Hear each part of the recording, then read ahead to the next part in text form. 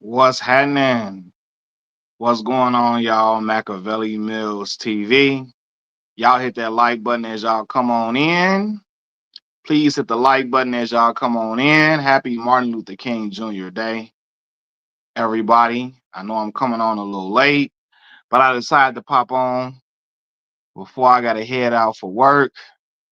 So I wanted to just talk to y'all about the whitewashing of Dr. Martin Luther King Jr. and how his message has been watered down and how our own people have tried to sully his reputation and make him seem like he was something that he wasn't. When I say something that he wasn't, try to make him seem like he was arguing for proximity to whiteness, and he was not, right? I often talk about how I'm tired of our people disrespecting the legacy of Dr. King and misunderstanding him all the way around. But I'm also tired of, you know, white supremacists using Dr. King to spread their agenda, right? Charlie X, what's going on? Keywan, what's happening, man? What's the word, y'all? Glad to see y'all in here, man. Um, for those of you all, I mean, all of y'all know, Dr. Martin Luther King has been used. They've tried to position him as if he was subservient to white supremacy, as if like he gave in to, white supremacy and let it, like he didn't care about it. He just turned the other cheek to every type of white supremacist act. That was not true at all. But they've watered him down in history books and all of that. Most of the time, when you see white supremacists talking about Dr. Martin Luther King, they only talk about the I Have a Dream speech.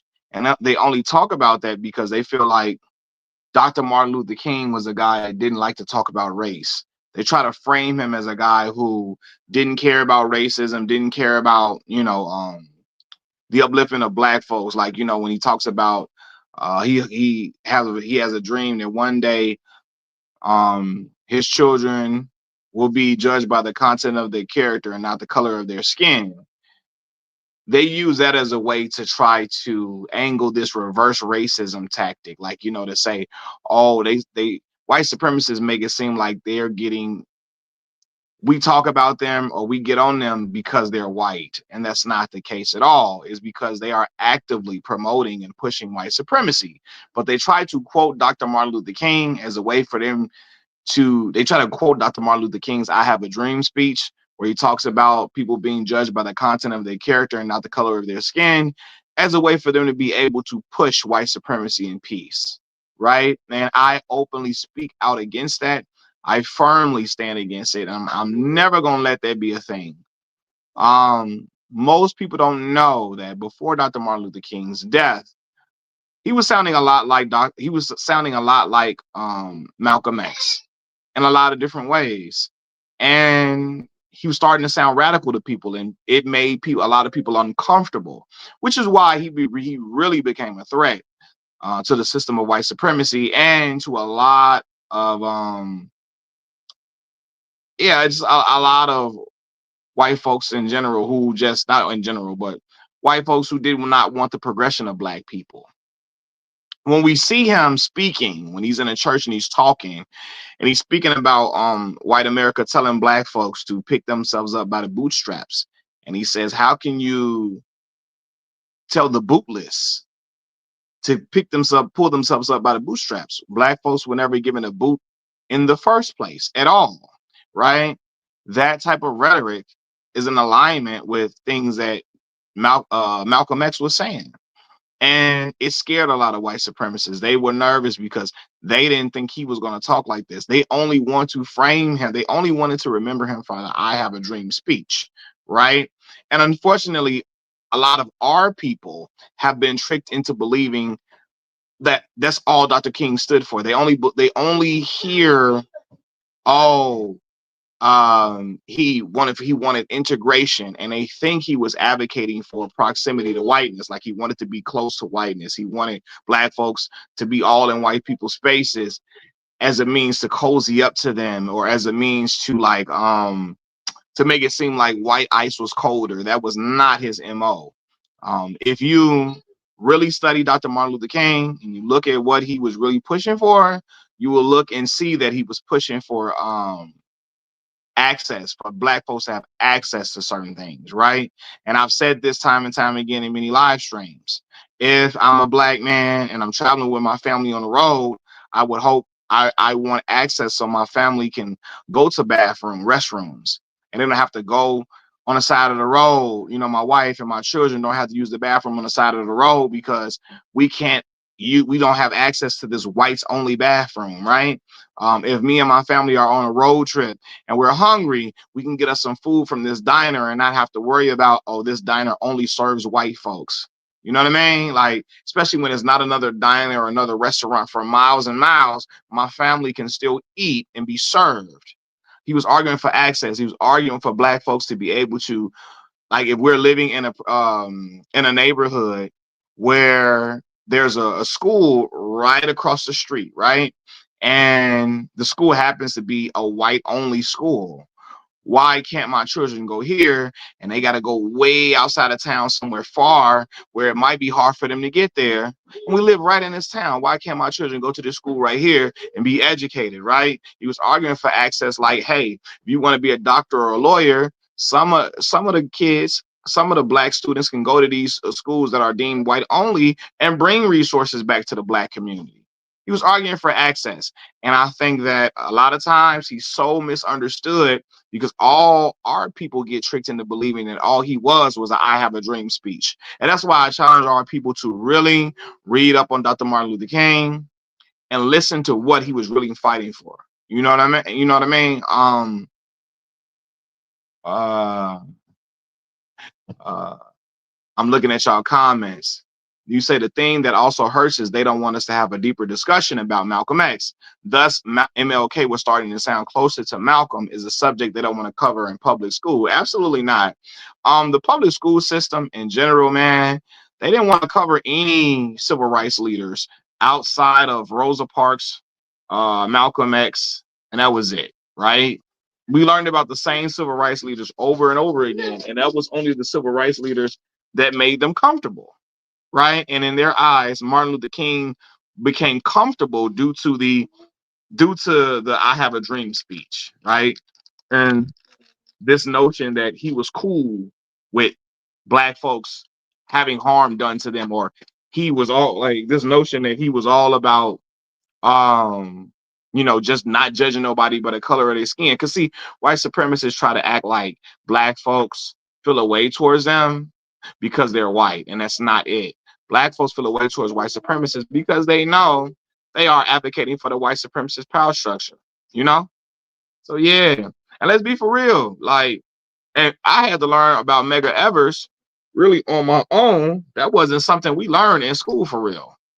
Now my daughter, she went to a black owned private school, so she learned these things for sure.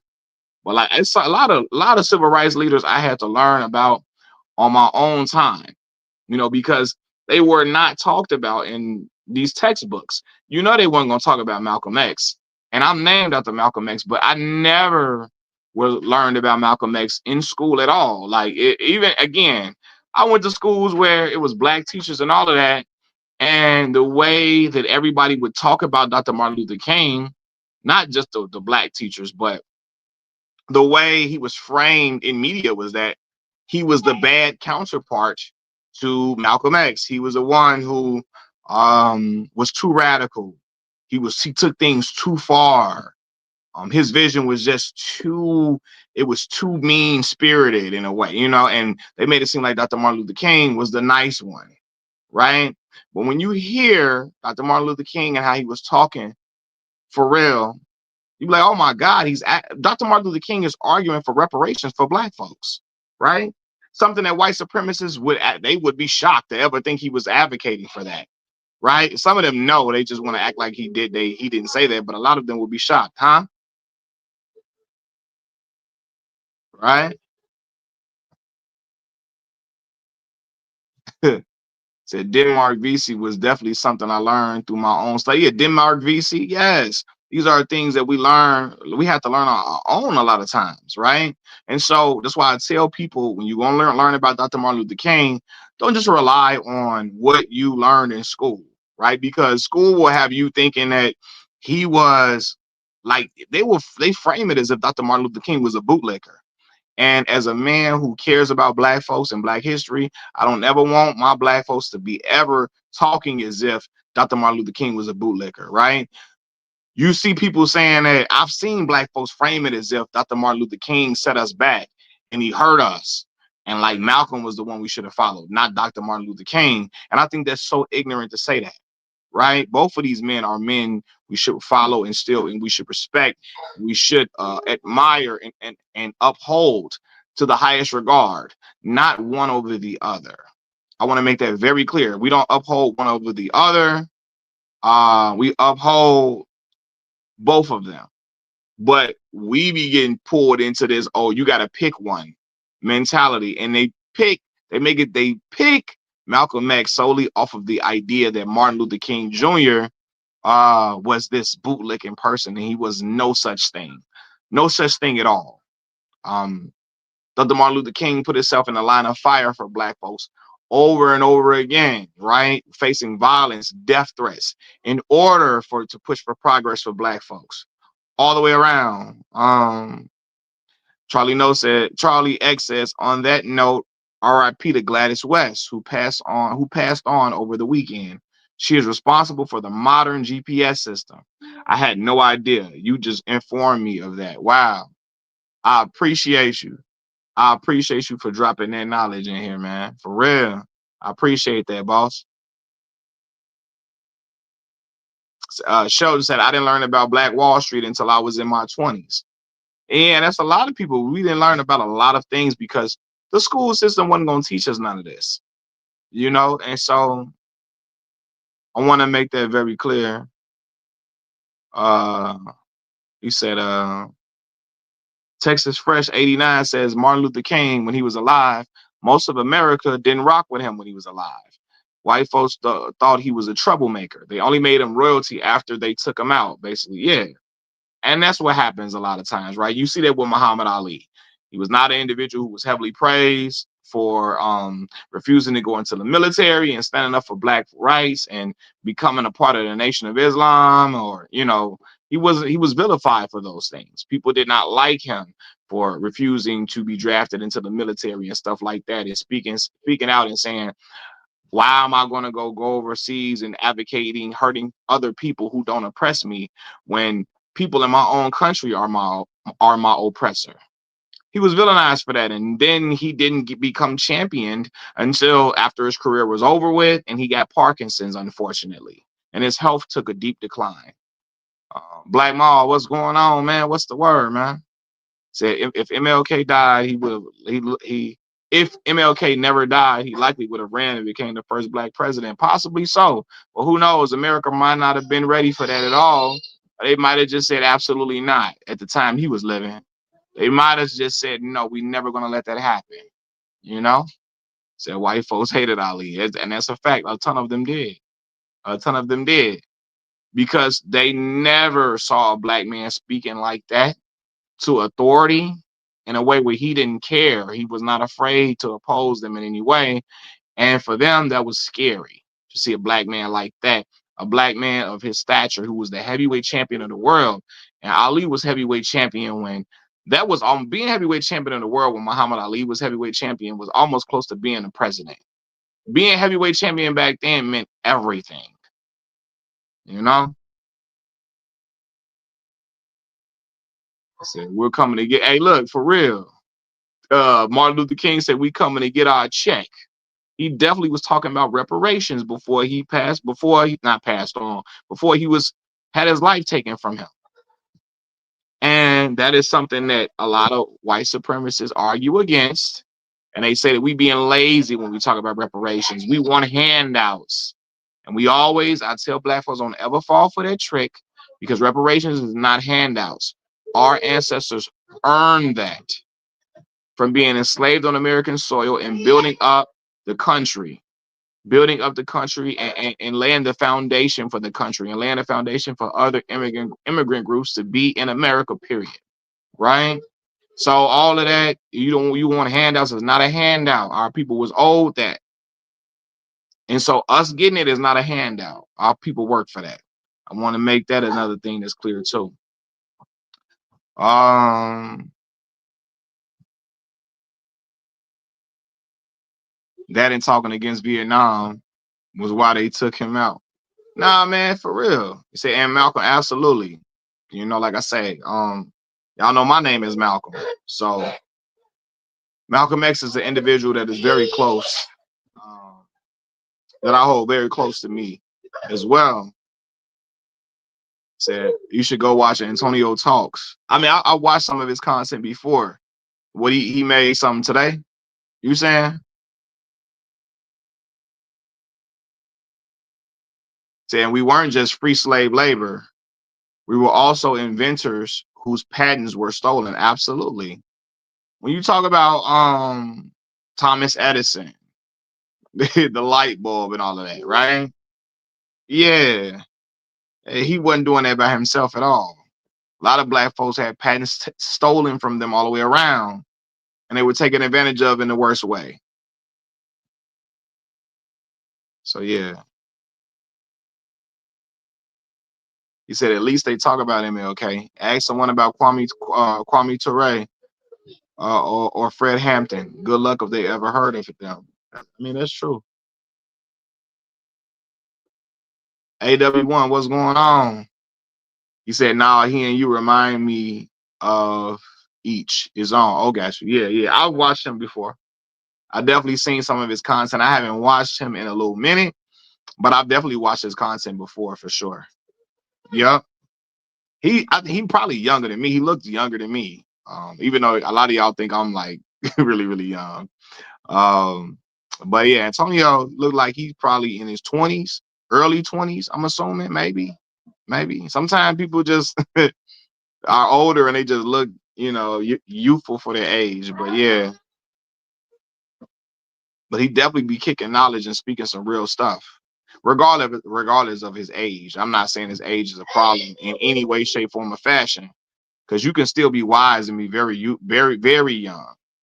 So he speaks some really, really dope stuff. And when I checked him out, it was some real dope content. He was spitting some truths that need to be said, uncomfortable truths for a lot of people. He said mid-20s. Okay, got you. He said black people had over 50,000 inventions in America. I definitely believe that. He was born in 2001. Okay, so that would make him 24, right? He would make him 24 years old. He probably 24 going on 25. He'll be going on 25 this year. Yeah.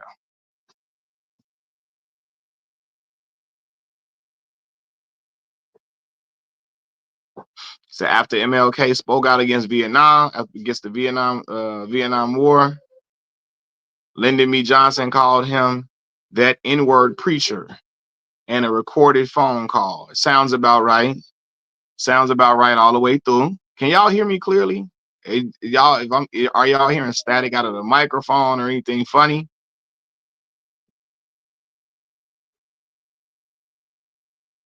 Said growing up, we were always told it was some redneck group that assassinated MLK. Man, what you doing, man? Come to find out, come to find out, CIA was behind it. But they won't. It's too dark. Said the real 1,000% truth about American chattel slavery. Yes, that's why like when people will talk about a lot of everybody was enslaved in it in this every group was enslaved, and I say it's nothing like American chattel slavery. American chattel slavery was something different, and we got enslaved on American soil. On American soil, we the ones that got enslaved here. For real, in the worst possible way. Even when slavery ended, black folks were still held down for the longest of time. And that was highlighted in movies like Sinners, right? When you see Sinners takes place in the early 1930s, I believe, right? And at that point, you see sharecroppers who are not getting paid in money. They getting paid in plantation dollars that are not able to be used anywhere else except on the plantation. So it can keep black folks on the plantation and keep them from escaping and making a better life for themselves. Keep them from ever leaving.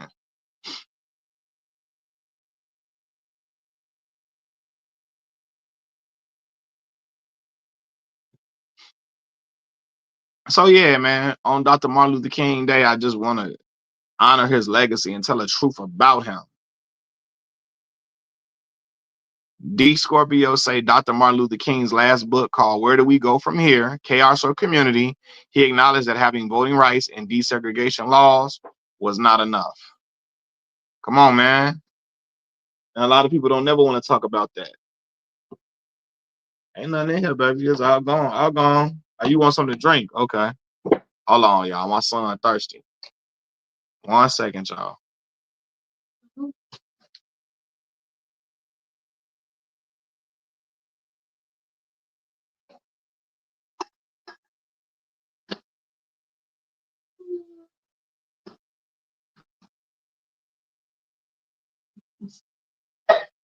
Still here, y'all.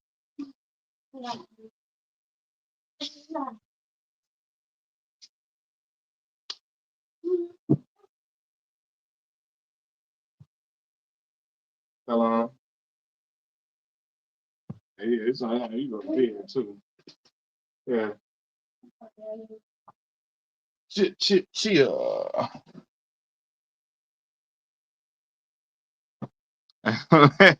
Said we thirsty too, Mac. Bring us something back.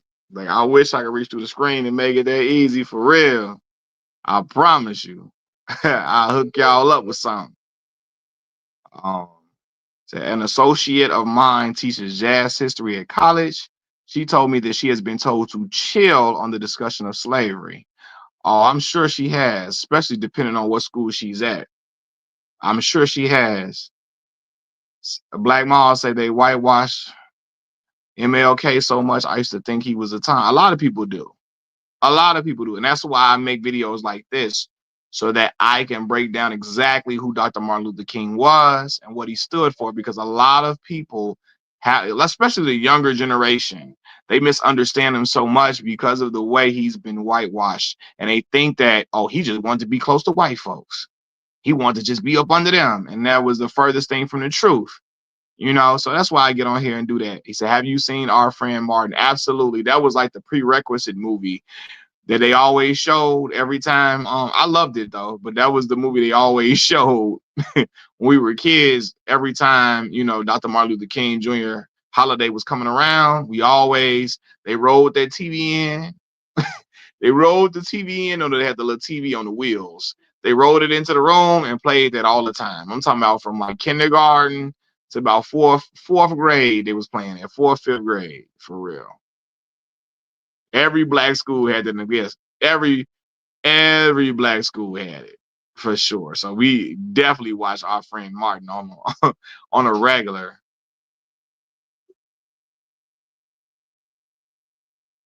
And Stephen B, this is another thing. You said I'm seeing a black woman on my timeline saying we should have went Malcolm X way instead of MLK's.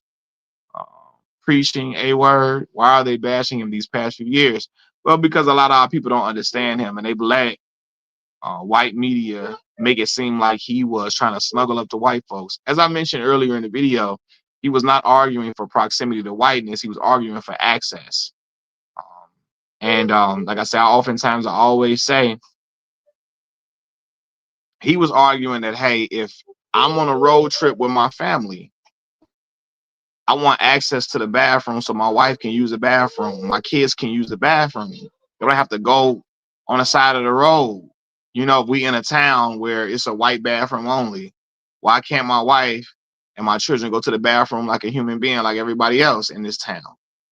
Right? If we on a road trip and my family is hungry, why can't we stop right here and get us something to eat versus having to go miles and miles out until we find a black restaurant to serve us? right? Why can't we eat right here? If my children, my family is hungry right now, why can't we just get some food right here and be served, right? If we're living in an environment where there's a school right across the street from my children to go to, right? But the black school is miles and miles away, and we may struggle to get there every day. Why can't my children go here to this school here instead of having to travel way across town to get an education, right? Um, yeah, he was arguing for access for sure.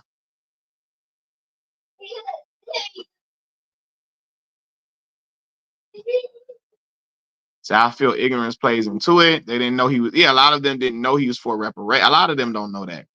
Um, and there are videos going around on Twitter of Martin Luther King talking about reparations, telling them they need to cut that check. They need to cut that check for real. Um, saying Martin wasn't begging for integration; he was demanding rights that our ancestors earned 100%. Right? Like, why our ancestors earned the right to an education? Why can't my children go to this school right here that has all of these resources, and then my children can bring those resources back to the black community? For real.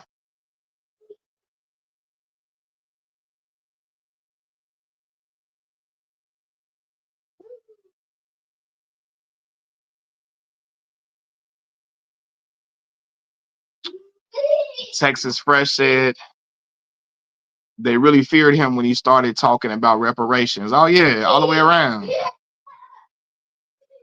When that talk started, everything it started to shift up at that point. Reparations, what you mean?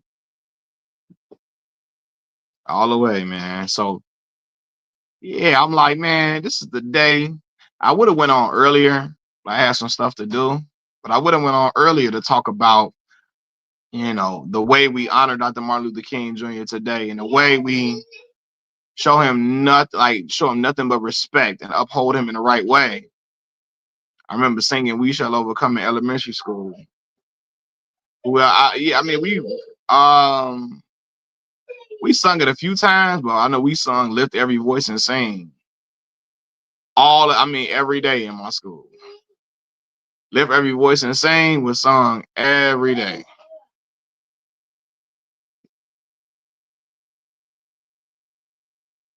D says, yes, in his last book I mentioned, he was advocating for black people to have reparations.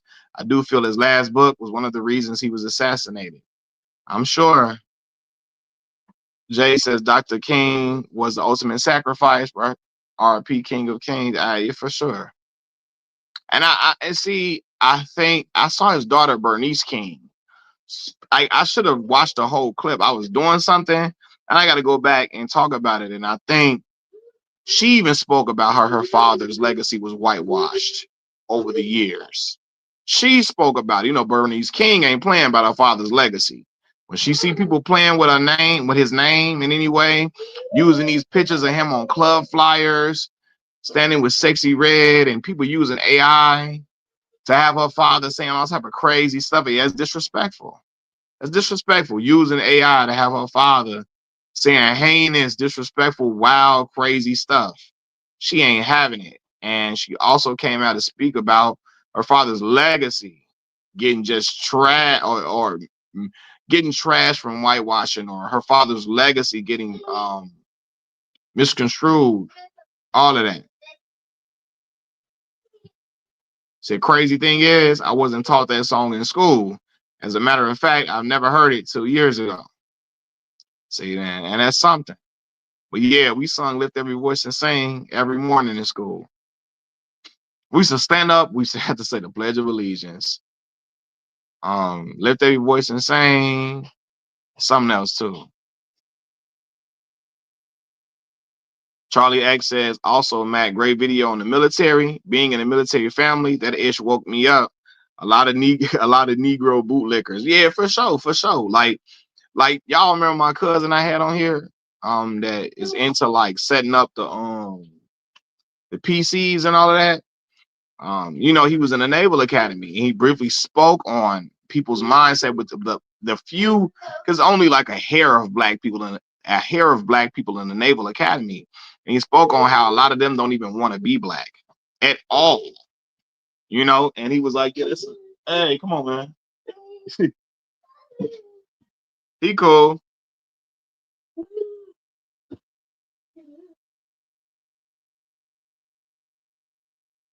But yeah, he said a lot of them don't even want to be black at all.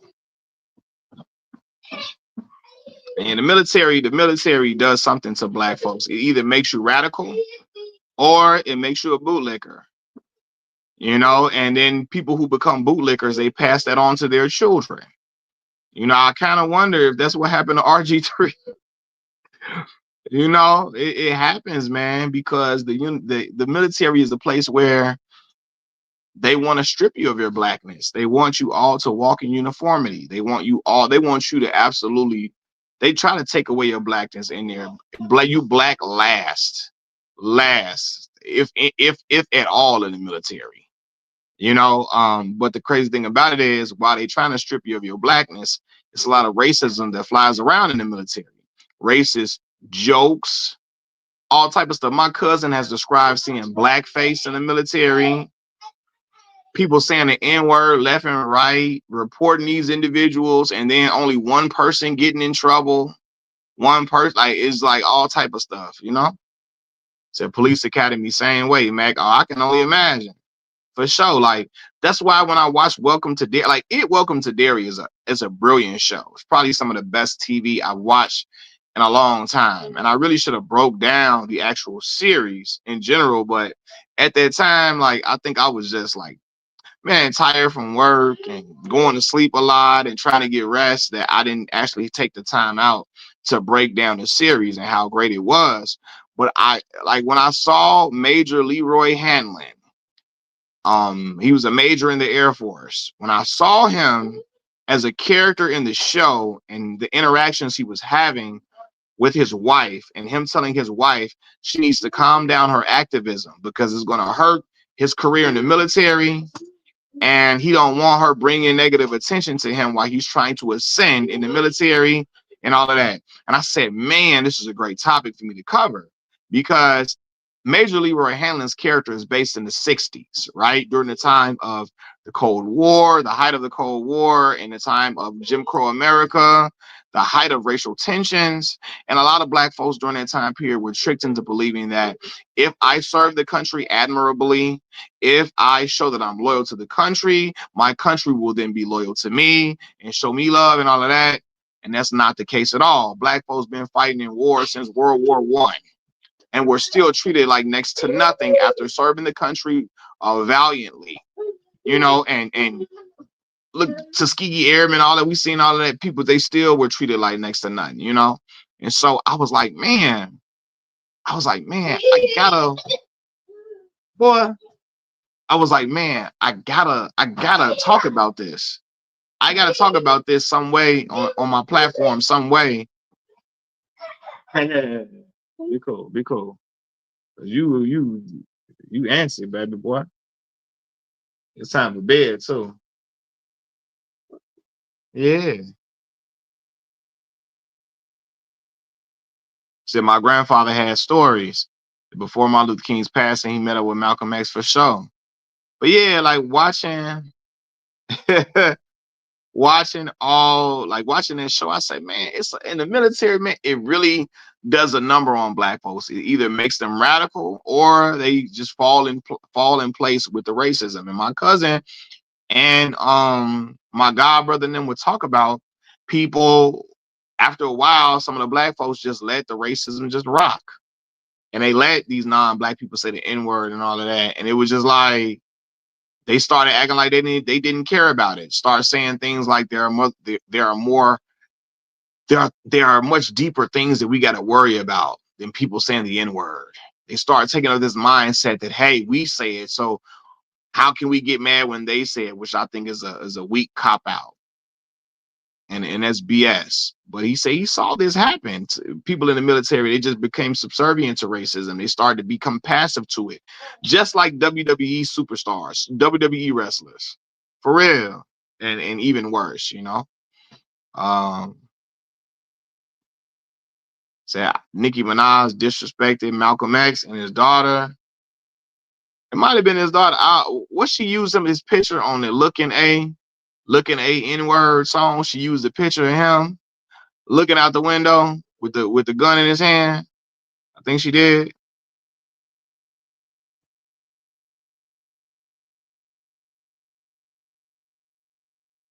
Yeah, and then but look, as Derry goes on, he starts to as the show it Welcome to Derry goes on, he starts to see that he's serving a system that doesn't care about him, doesn't care about the well-being of his family. They're against liberal movements all the way around. It's crazy. And he starts to see this is not a place for him as the show goes on and his son is in danger and his son is getting tormented by this evil entity that the government wants to use to stop all these different movements.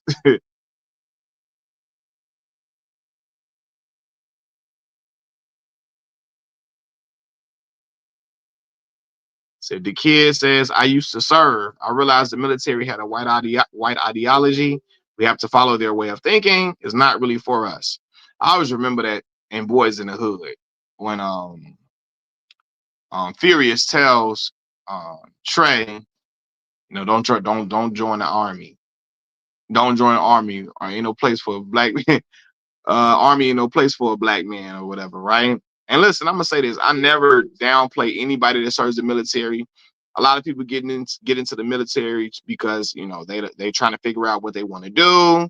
It's a great option for them to put money in their pocket, and they can make a career out of it. It's a lot of people that use it to go to school and to get their kids to go to school through the GI Bill and all of that. And so it's benefits to being in the military. And so I'm never going to down talk anybody that's in the military solely because you're in the military.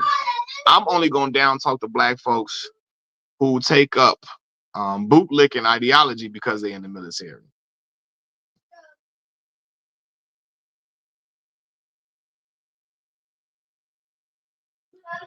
So I remember the ABC channel would show MLK's I Have a Dream speech to commemorate his birthday. And that's the only speech they're going to show y'all is I Have a Dream speech. That's it.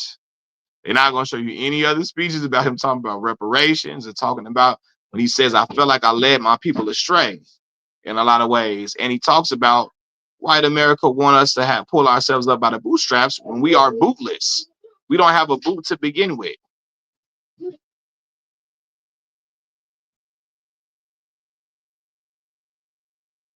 He said, I refuse to join based on the elder men in my facility who endure racism, especially back in the 60s. I respect the black people who do, but I refuse respectfully.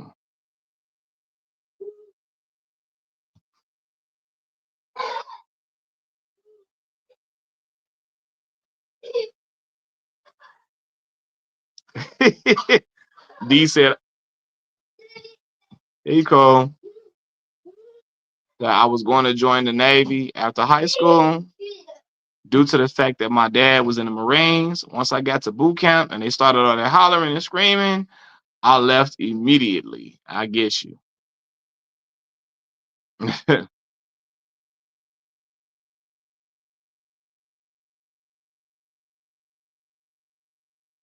Yeah, man. But they put all these men out in South East Asia, Germany, and whatnot. Yeah, you hear a lot of stories about men out there having babies all out in Asia, visiting these brothels out there in Asia and all these different places. Yeah, you see a lot of folks having kids out in Asia and all of that for sure.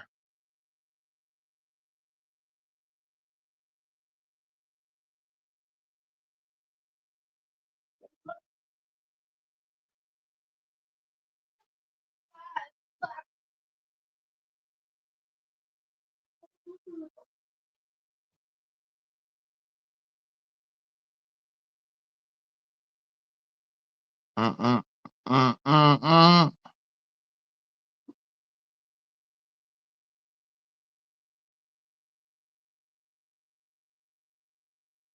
So the only reason I didn't join the military was due to the war in Iraq that was going on when I left high school. I hear you. Said, what up, though? Love from the D. Happy MLK. Happy MLK Day. What's going on, Detroit? What's happening? Chicago, Illinois here. But please, Mac, do that video or live stream. What video you talking about? What video? Do what video or live stream? What you talking about? These dudes are super insufferable.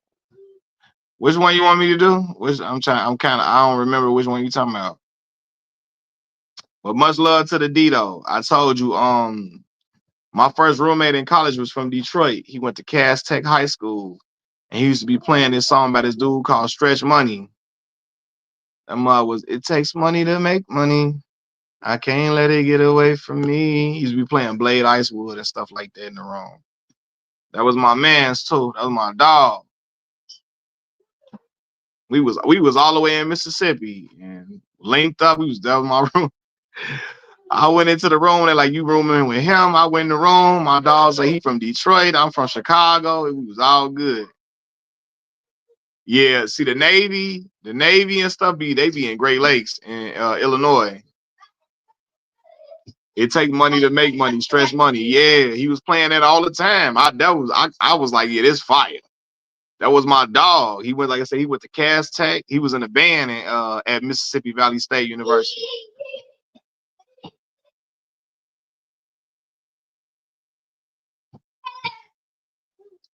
Oh, you talking about LeBron? Okay, I got you. I gotta look at that.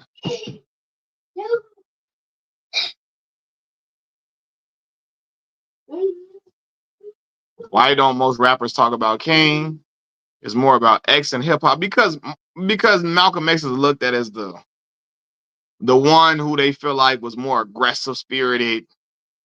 The one they feel like was more in many ways, I guess rappers feel like he was more radical. So they look, rappers identify with radicals and people who are aggressive spirited and people who have this like certain Malcolm X had this persona like he wasn't nothing to be messed with. And I think rappers align with that a lot.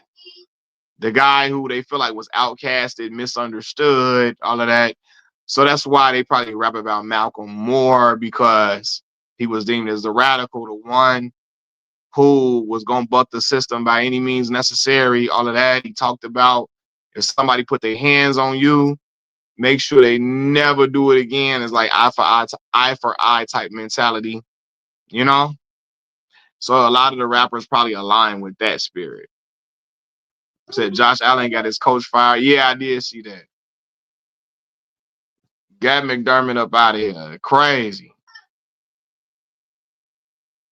Yeah, I seen they out there slaughtering CJ Stroud. And look, as they should. But my problem is this.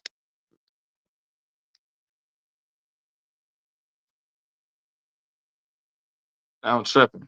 They slaughtering CJ Stroud, but why y'all ain't gonna do the same thing for Josh Allen?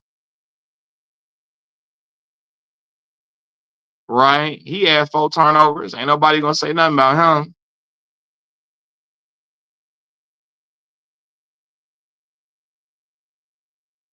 Said big ups to the Bears. Y'all had a good season, man. Woo! I'm still sick about that. I'm still sick about that.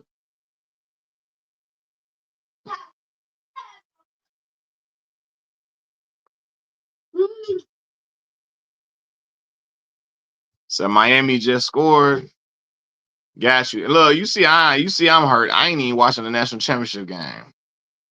I'm so hurt. I'm not even watching the national championship game in college. I'm still mad about the Bears yesterday. Said, did you pray? I don't know, man. What? Nah, man. I wake up. Look, I'm one of them dudes that when my team lose, somebody I'm rooting for lose, I be mad for a little minute. Like I don't just be over it the next day. I gotta stop taking this to man. I be into sports so heavily. When my person lose, I still be mad for a little minute. For real, I don't even be one that I'm like, yeah, I ain't even tuning in, boy. I'm still heated, boy. What? I ain't watched none of the sports shows today, strictly because I ain't want to get I ain't even want to think about. I ain't even want to think about the Bears losing.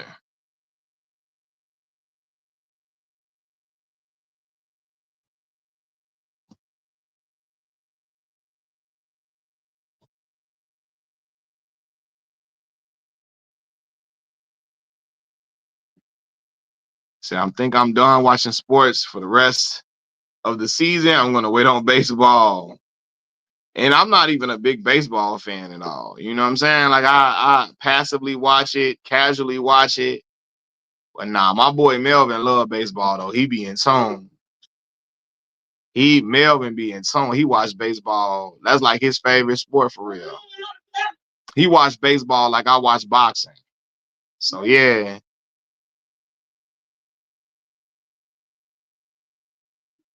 You said sports can stress you out if you let it. Yeah.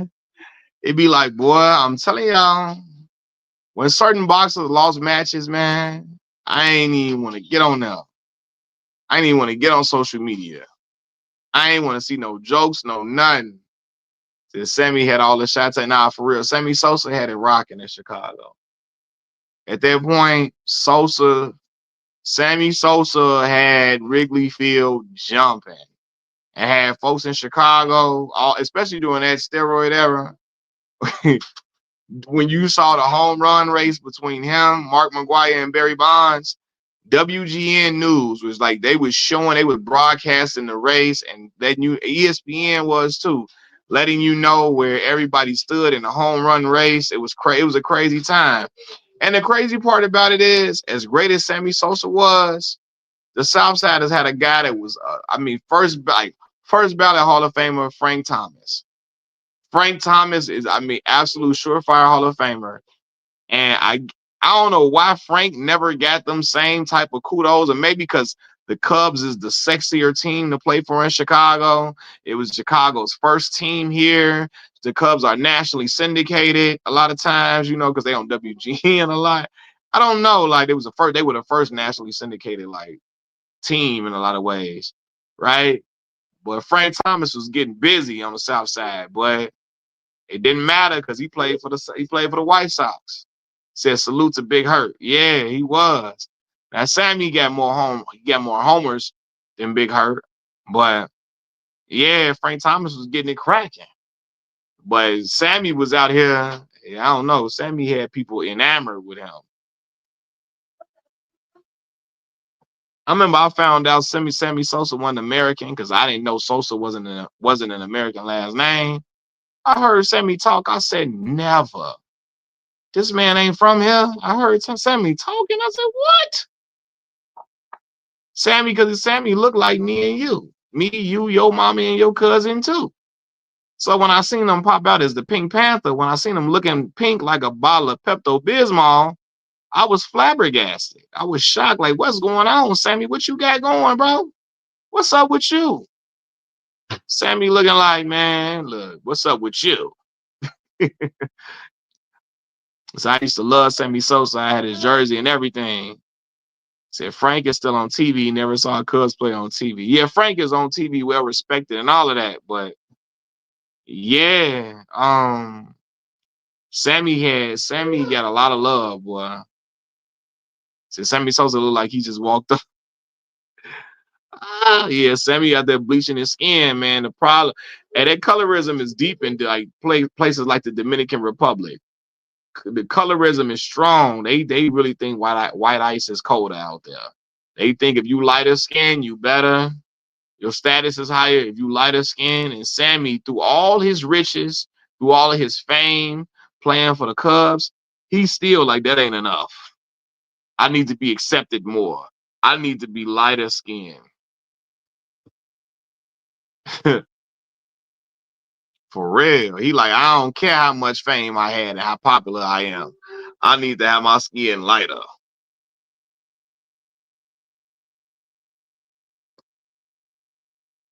Said, I begged my mom to give me that Sammy Sosa game on PlayStation. Sammy, boy, Sammy was the one for real. Like I remember that time in Chicago. I wish I would have went to a Cubs game during Sammy's height because it was just like the aura was magnetic for real. So very much so. I've been to the DR.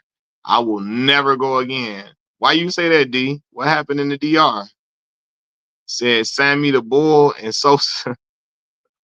Sammy the Bull. You talking about the Italian the Italian mafia at this point, La Cosa Nostra. Sammy the Bull took like 19 people up out of here, told on some folks, and got out of jail.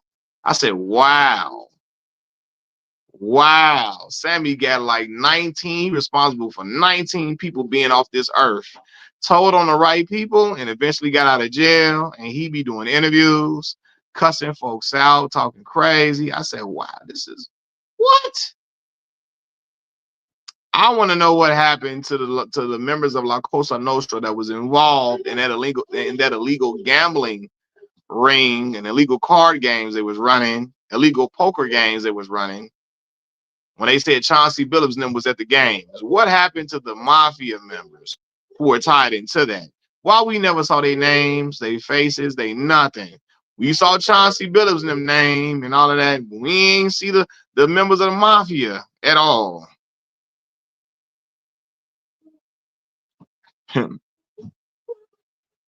Got a light-skinned friend, look like Sammy Sosa. Got a dark-skinned friend, look like Sammy Sosa. Said to think they had that man on Hardball movie. Yeah, they did have Sammy in Hardball. Sammy had the city on lock. Sammy waving to the kids in the crowd. They was thirsty on the movie.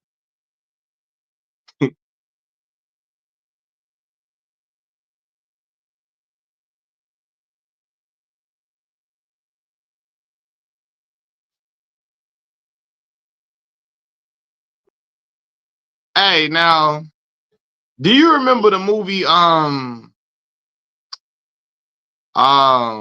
what's my movie, man? Donnie Brasco. Wasn't his name Lefty Ruggiero or something like that? Lefty Ruggiero. And y'all ever seen Donnie Brasco? Johnny Depp, Al Pacino. That was Lefty, right? Lefty Ruggiero. Yeah.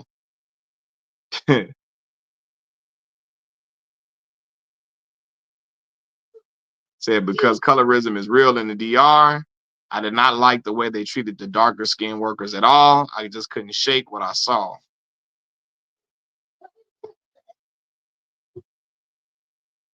Said Sammy Sosa had a lot of work done. Absolutely. The G Baby death in Hardball is the saddest death in cinema history. Him and Mufasa. Yeah, that G Baby hit people hard, boy. I love Hardball. Hardball, one of the movies that we talked about before. White man come say the kids in the ghetto, make them realize they somebody. Make them realize they somebody after all. I'm somebody after all. I love Hardball, but it was one of them movies though. Criminal Mind. What's the Dangerous Minds? Dangerous Minds. Oh my goodness, boy, for real. That's where they kept using Gangster's Paradise. I feel like became popular in the white community after it was on Dangerous Minds. Coolio, Gangster's Paradise. That's white folks. That is white folks shit right there. That's they joint, boy. What? You can't tell them nothing that come on. I love Dangerous Minds. That film is ooh, Dangerous Minds, the OG white savior movie. The Blind Side, you know, and Green Book. Green Book out of pocket. I'm gonna do a review of Green Book. Green Book so out of pocket for so many reasons. I went to the movies to go see that too.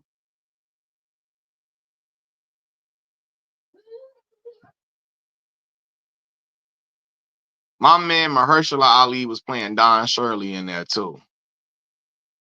Shit, degree, man, the magical Negroes trope. Yeah. In the Green Mile, I love Tom Hanks as an actor. I grew up on the Green Mile. I'm like, man, John Coffey is the type of black man that Hulk Hogan said his daughter could date. A big 6'12" black man with supernatural abilities. That's the only black man Brooke Hogan can date. He got to be able to do some magical stuff. Now he can't be a regular dude. He got to be a supernatural N-word. Hulk Hogan said a big 6'12" N-word. Big basketball playing N-word. Supernatural. He said, I never forgave Michael Clark Duncan. Mike was trying to just get into Hollywood, break into Hollywood strong and get that key role, man. And Mike from Chicago, too, man. He from Chicago, Illinois. Born and raised Chicago. Went to Alcorn State in Lorman, Mississippi. My father went to Alcorn. Right? So I'll tell you what's a nice place to go is Brazil. Kilo, you freaked out. The way you say Brazil, you're freaked out, Kilo. I know your MO, Kilo. I know your MO. The way you drop Brazil like that, yeah. He said now it's tenderism. Hey man. Oh, hey, tenderism crazy now. Hey man, I don't think know. He's not in a situation that's good for him. I heard a black lawyer trademark tenderism and was gonna give it to Unc. And then he found out that the white dude that owned the restaurant was trying to copyright or trademark it, trying to copyright it. He was trying to copyright it behind the black dude back. Unc up in there, and I heard Keith Lee tried to leave like a $5,000 tip or something like that for him. The restaurant found out it was just for Unc. They said he can't do that. Unc don't want to take the money. Hey man, what? They got them folks might got a spell on Unc, man. They might got a spell on him. I don't know, man.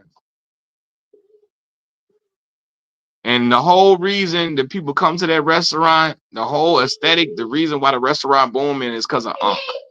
Because Unc be doing them tenderism videos. Unc didn't have brought everybody to the restaurant. Black Mom said, as soon as I saw the Snoop video, Beautiful, Brazil was a must. And I went in 2014. I've never been to Brazil.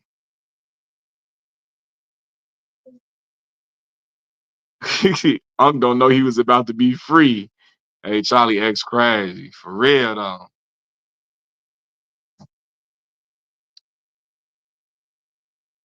But look, y'all, man, I got to get off this thing.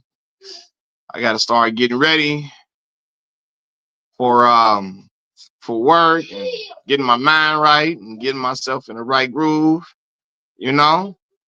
So I'm going to holler at y'all a little later. I appreciate everybody that popped on the live stream. Appreciate everybody that was on here today. Y'all do me a favor. Please hit that like button because it keeps my videos in the YouTube algorithm. So please hit that like button for me so we can keep this channel growing fast and growing strong, right? So please hit the like button. I'm finna get on up out of here. Peace.